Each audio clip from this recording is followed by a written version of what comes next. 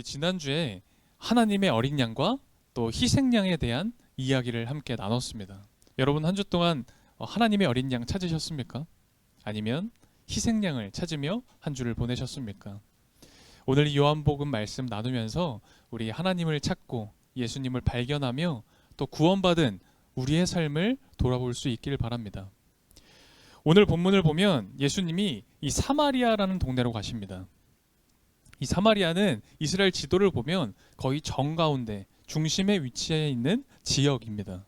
그런데 이 사마리아가 이스라엘인데 이스라엘이 아닌 지역이었어요. 사마리아는 굉장히 중요한 지역이었습니다. 우리 예전 이 이스라엘이 남과 북으로 나뉘어져 있었던 때가 있었어요. 북이스라엘, 남유다로 남과 북이 분열되었던 적에 북이스라엘의 수도가 바로 이 사마리아라는 곳이었습니다. 수도인 만큼 굉장히 중요한 역할을 했던 그런 장소였죠. 그래서 한때는요, 이 북이스라엘을 사마리아 왕국이라고 부르기까지 했었어요. 그런데 기원전 721년 이 사마리아 이 동네에 불행이 닥칩니다. 아시리아라는 나라가 이 이스라엘 사마리아를 침략했고 그리고 그곳을 정복했던 겁니다. 그래서 사마리아에 살던 사람들은 다 추방을 당했었고요. 그리고 아시리아 사람들이 이곳으로 이주했습니다. 이제 사마리아 사람들은 많이 없고 다 아시리아 사람들이 그곳을 살아가게 되었고 그나마 남아있던 사마리아 사람들도 그들과 혼합되어서 그곳을 살아갔던 거죠. 그렇게 수백 년을 살아갔습니다. 그 수백 년 사이 아시리아가 망했습니다. 그런데 아시리아 대신 바벨론이 그 사마리아를 지배했습니다. 바벨론이 망한 후에는 페르시아가 그 사마리아를 지배했죠. 그 이후에는 독립하지 못하고 또다시 헬라라는 곳이 이곳을 지배했습니다. 그리고 지금은 로마가 이 사마리아를 지배하기 시작했습니다. 이 식민의 역사가 예수님의 시대까지 계속 이어졌던 거예요. 사마리아는 지역은 이 외세가 계속 지배하고 통치했던 곳입니다. 그러다 보니 이방 나라들이 거쳐가며 이 사마리아 그곳에 있던 오랜 전통이 다 무너져 버렸습니다. 그리고 그들이 가지고 있던 모든 것들은 이방 사람들과 다 뒤섞여 버렸던 거죠. 문화, 종교 모든 것이 다 섞였습니다. 혈통도 다 뒤바뀌어 버렸죠. 그래서 이스라엘 사람들이 이 사마리아에 사는 사람들을 보고 사마리아인이다, 더러운 사람들이다, 부정하다라고 그래서 그렇게 비난했던 거죠. 우리나라로 치면 이게 일제시대처럼 좀 보일 수 있습니다. 사마리아는 동네가 이런 겁니다. 이 일제시대 때 이 내선일체가 된 겁니다. 그래서 사마리아가 아니라 이제 일본 사람들이 사는 일본 동네가 돼버린 거예요. 어딜 가나 일본 간판인 겁니다. 어느 사람이든 다 일본어를 쓰는 겁니다. 일본 문화로 살아가고 있는 겁니다. 마치 그런 곳이 이 사마리아 같은 곳이었어요. 그래서 사람들은 사마리아를 보고 이렇게 수군거렸습니다. 저 사람들은 이방 사람들이 믿는 신을 믿는 사람들이야. 저 사람들은 나라의 독립은 관심이 없는 그런 사람들이야. 우리나라로 치면 친일파 같은 사람들이었던 거예요. 저 사람들은 하나님 믿지 않고 마음대로 사는 사람들이야. 저 사람들은 모든 것이 다 뒤섞여서 이 유대인의 혈통이 아니라 더러운 이방인의 피가 섞인 더러운 사람들이야 라고 손가락질 받았던 거죠. 유대인들은 이 사마리아인들을 손가락질하는 걸 당연하다고 생각했습니다.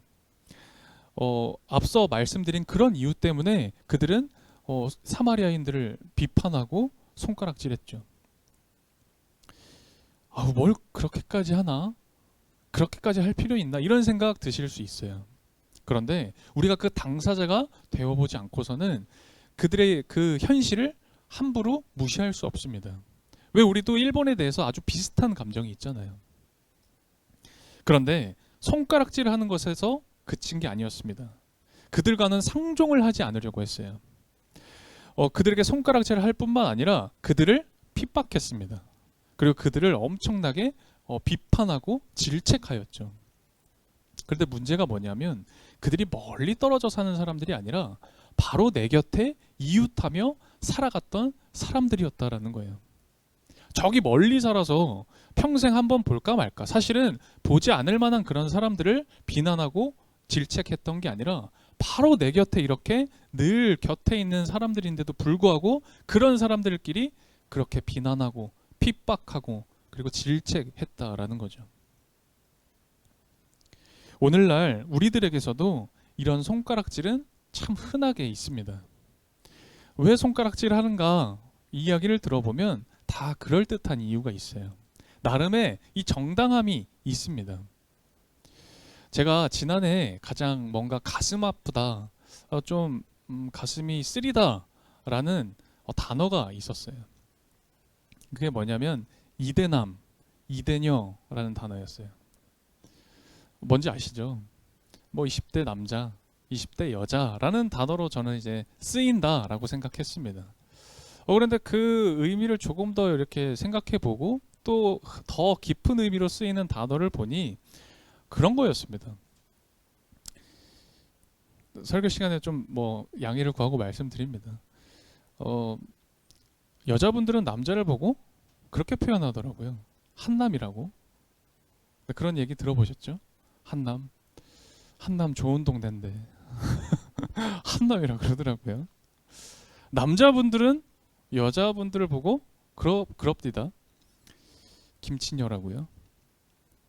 맛있는데 김치 좋은 건데 그런 얘기를 하시더라고요. 참 가슴이 아팠습니다. 서로를 싫어하더라고요. 미워하더라고요. 혐오하더라고요. 참 가슴이 아프다라는 생각을 했습니다.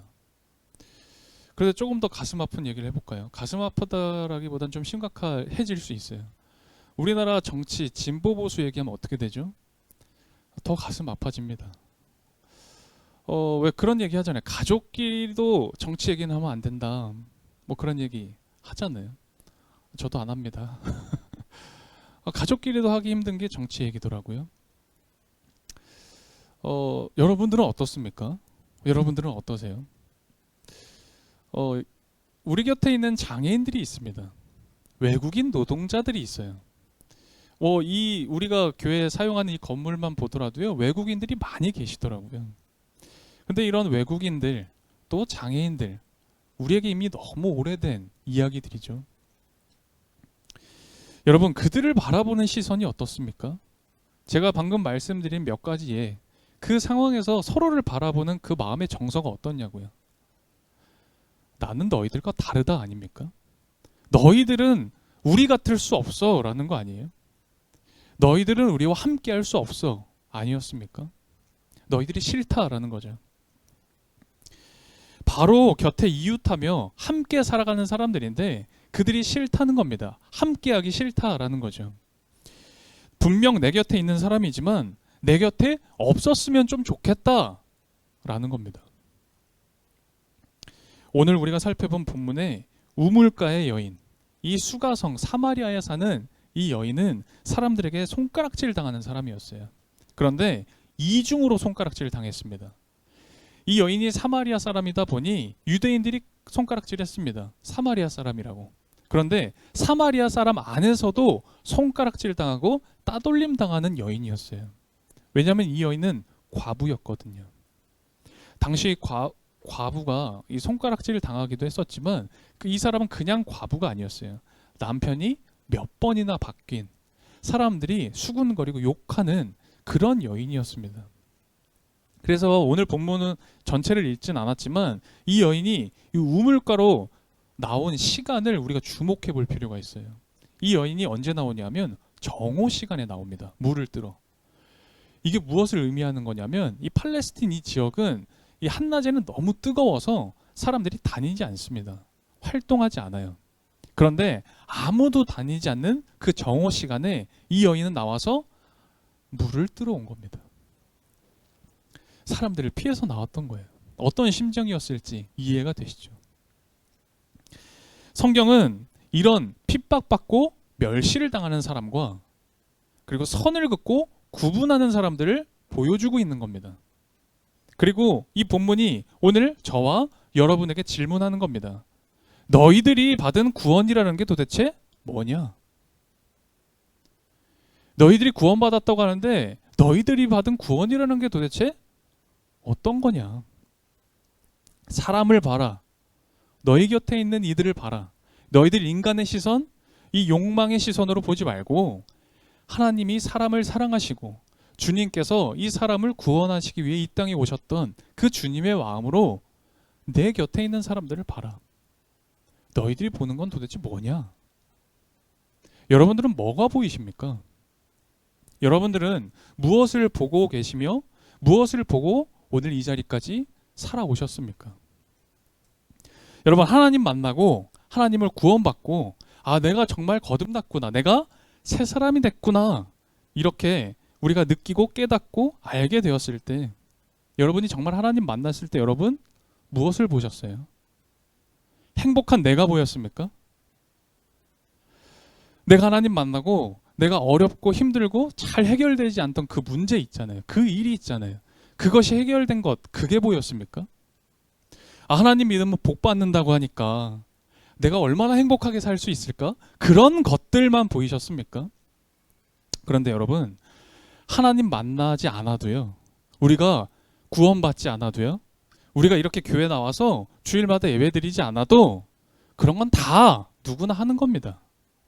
여러분, 교회 나오지 않고 하나님 믿지 않으셔도요, 여러분 충분히 그렇게 사실 수 있습니다. 내 욕심이 채워지면 기뻐합니다. 내가 바라는 것들이 좀 이루어지고 내 형편이 좋아지면 행복하죠. 여러분, 그런 건 누구나 다 하는 겁니다. 그런 것들을 바라고 교회에 나오실 필요 없다라는 거예요.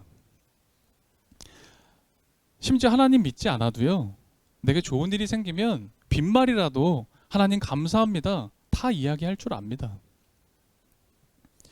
우리가 말하는 행복이라는 거, 여러분들이 그토록 바라는 그 행복이라는 게 있잖아요. 그런데 그 행복이 정말 실제적인 행복으로 우리 삶에 작용하도록 하는 그 원동력을 우리는 봐야 되는 겁니다. 그 원동력이 뭐예요? 그 원동력을 바라보는 게 거듭남이라는 거예요. 그걸 바라보는 게 예수님의 십자가입니다. 그리고 우리에게 주어진 구원이라는 것의 진짜 정체가 바로 그거예요. 그런데 저도 그리고 여러분들도 사실 그걸 잘 못 봐요. 그래서 오늘 예수님께서 말씀으로 보라고 하신 겁니다. 이 여인을 봐라. 이 여인을 너희들이 이제 좀 제대로 봐라. 여인은 바짝 긴장했어요. 주눅 들어 있습니다. 얼마나 그 삶이 위축되어 있는지 사람을 피해서 아무도 다니지 않는 그 한낮에 나온 겁니다. 세상이 자신을 손가락질합니다. 그런데 왜 손가락질을 하느냐? 한마디 대꾸할 수 없었어요. 이러지 말고 우리 좀 이제 사이좋게 지냅시다. 이런 말 할 처지가 아니었습니다. 예수님이 말을 거셨는데요, 물을 한 잔 달라고 하시니까 저는 비천하고 천한 사람인데 왜 나 같은 사람한테 도대체 물을 달라고 하십니까? 이 말밖에 하지 못하는 사람이었어요. 오늘 본문을 10절을 보면 예수님이 이런 표현을 하세요. 여인한테 하는 말씀이세요. 너가 하나님의 선물을 알았더라면, 너가 내가 누구인지를 알았더라면, 이런 이야기를 하시거든요. 여러분, 하나님의 선물이 뭡니까? 예수님이 누구십니까? 예수님의 정체가 뭘까요? 내가 원하는 것, 내가 바라는 걸 받으면 그게 하나님의 선물입니까? 예수님께서는 내가 원하는 것 주시는 무슨 산타 같은 분이십니까? 아니죠. 하나님의 그 선물이라는 건 뭘까요? 예수님은 도대체 누굴까요? 예수님은 새로운 삶을 보여주시는 분입니다. 그리고 새로운 삶으로 인도하시는 분이 예수님의 진짜 정체죠. 하나님의 선물은 뭘까요? 하나님의 보좌 우편에 그 영광스러운 자리에 앉아 계시다가 이 세상의 아픔을 보시고 이 땅 가운데 오신 분이 예수님입니다. 그래서 우리와 함께 아파하시고 우리와 함께 고난당하시고 그리고 함께 죽으신 분이 예수님이시죠. 그 예수님이, 우리를 구원하신 그 예수님이 하나님의 진짜 선물인 겁니다.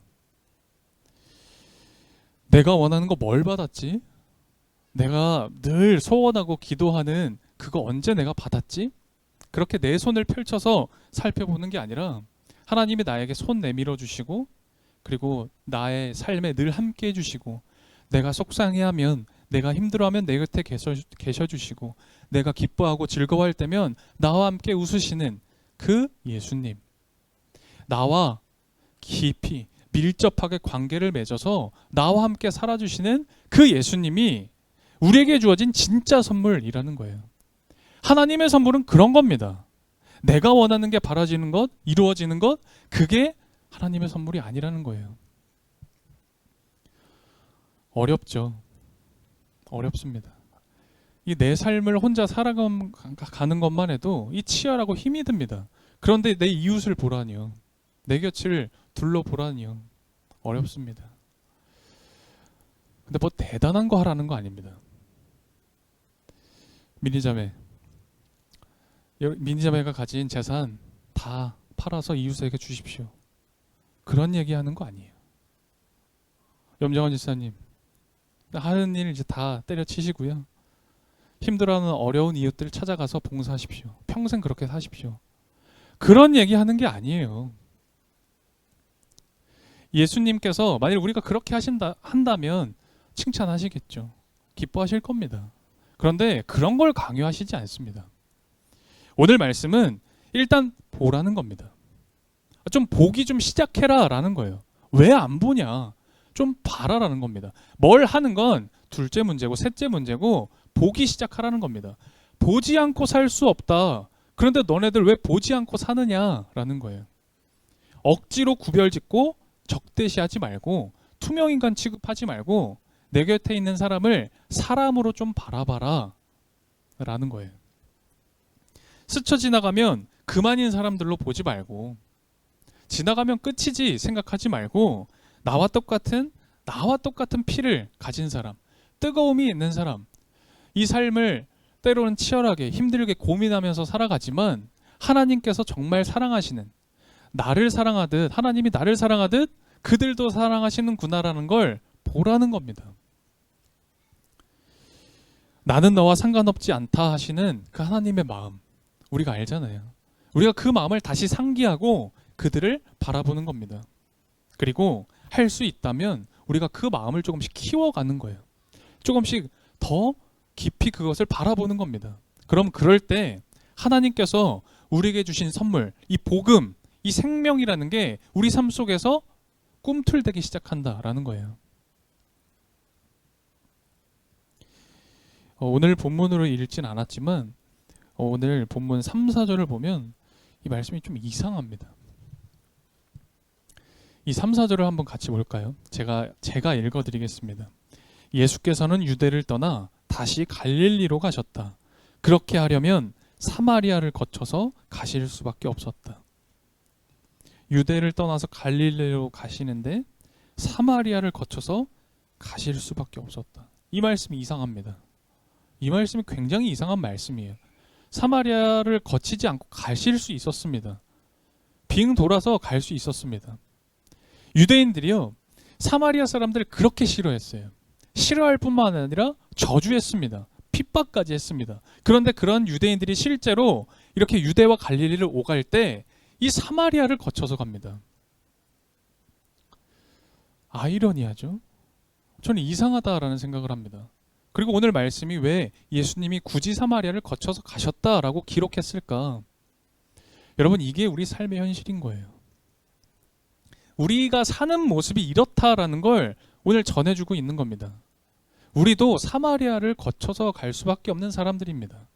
우리 삶에는 늘 사마리아가 있는 거죠. 그리고 동시에 이것은 우리 삶의 미래의 가능성을 보여주는 겁니다. 우리는 외면하고 우리도 상종하지 않고 싶은 사람들이 있어요. 밉고 막 저주하고 싶은 마음이 있는 사람들 당연히 있습니다. 그런데 우리 실제 삶은 그들을 통과해야만 이루어질 수 있다는 거예요. 그들을 통과하지 않고는 우리의 삶이 이루어지지 않는다라는 겁니다. 여러분, 나 혼자 살 수 없습니다. 우리 시대가 그렇지 않은 것 같아요. 혼자 살 수 있다라고 얘기하는 것 같아요. 근데 아니요. 혼자 살 수 있나요? 아무리 부인하려고 해봐도 우리의 삶은 서로의 삶으로 엮여 있습니다. 여러분, 우리는 사마리아를 통과해서 살아가는 사람들입니다. 여러분, 사마리아를 통과하십시오. 오늘 예수님은 사마리아로 가셨습니다. 오늘 우리가 그 모습을 보며 우리도 우리의 눈이 이제 조금씩 뜨이길 바랍니다. 우물가에 앉은 그 여인을 사람으로 바라볼 수 있길 바랍니다. 그리고 우리도 그 길을 조금은 더딜지라도 그 예수님의 길을 따라 나섰으면 좋겠습니다. 우리 사순절 둘째 주간이 시작됩니다. 우리 사순절 정말 이 예수님의 삶을 본받아 본보기 삼아 살아갔으면 좋겠습니다. 여러분, 우리 구원받은 사람 아닌가요? 우리 하나님의 구원을 받은 사람들입니다. 구원받은 사람처럼 사람을 사랑하고 사람을 섬기며 살아갔으면 좋겠습니다. 그런 오늘 평화교회가 되기를 간절히 기원합니다. 사마리아를 거쳐서 가신 주님, 사람을 사람으로 바라보신 주님께 간절히 기도드립니다. 우리의 경솔함, 무지함, 쌀쌀맞고 고집스러운 그릇된, 그래서 다 무뎌진 이 마음을 이 시간 치유해 주시고 우리 안에 진리이신 예수 그리스도의 사랑을 심어 주십시오. 무관심, 나쁜 경향, 감정, 욕정, 애착하는 모든 감정에서 벗어나게 하시고 생명이신 예수님의 마음을 지니게 해 주십시오. 태만하고 완고한 이 악습에서 벗어나 온전한 마음으로 길이신 예수 그리스도를 따르고 사랑하도록 우리들의 믿음 안에 새로운 사랑 심어 주십시오. 이 사순절 우리의 마음을 주님께 바치니 당신의 마음을 담게 이끌어 주십시오.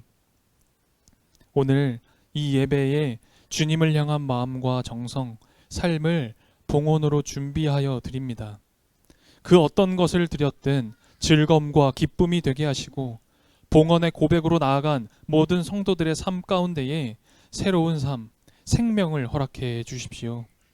이제 다시 이번 한 주 주님께 드리며 살아가겠습니다. 예수 그리스도의 이름으로 기도드립니다. 아멘.